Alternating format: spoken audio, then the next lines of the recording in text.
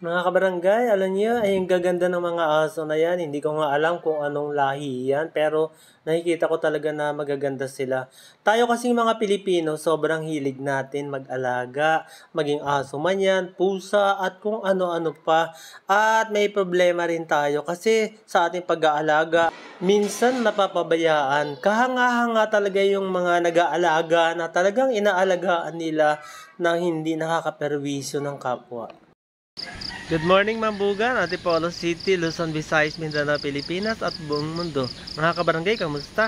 Nawa ay nasa mabuting kalagayan lahat, ligtas sa anumang panganib at sa iba't ibang kapahamakan. Alam nyo, nakikita ninyo yung background na napakaganda. Narito kasi ako sa isang lugar kung saan ay napakaganda ng kapaligiran. Ito kasi yung content ko ngayon, yung pangangalaga pa rin ng kapaligiran tungkol naman sa pag-aalaga ng aso.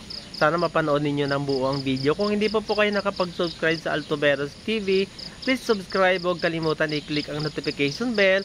Pwede mag-like, mag-comment, pwede rin i-share.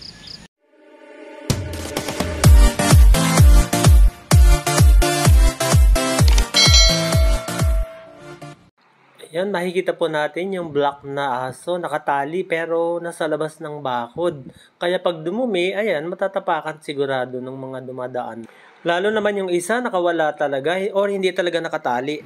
Minsan nga, umuwi ako sa bahay namin, gabi na. Patuloy-tuloy lang akong pumasok. Hindi ko napansin na yung palang aking sapatos ay puno ng dumi ng aso. Kinabukasan mga kabarangay, paggising ng wife ko, nakita niya yung bakat ng aking sapatos sa tiles. Siyempre nagalit at saka iba yung amoy. Siyempre kailangan kong linisin at tanggapin yung galit ng aking asawa.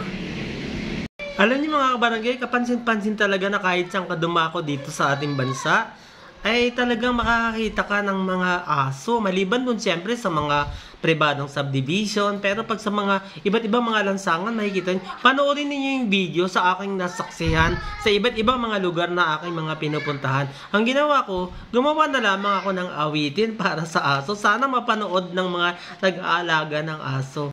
Mahal mo ba ang iyong alaga? Sana naman huwag hayaan mamerwisyo sa lansangan at sa iyong mga kahanggan. Ang dumi niya ay halo-halo, apakan mo, napakabaho. Isipin din ang iyong kabaro, pagkakaibigan di maglalaho.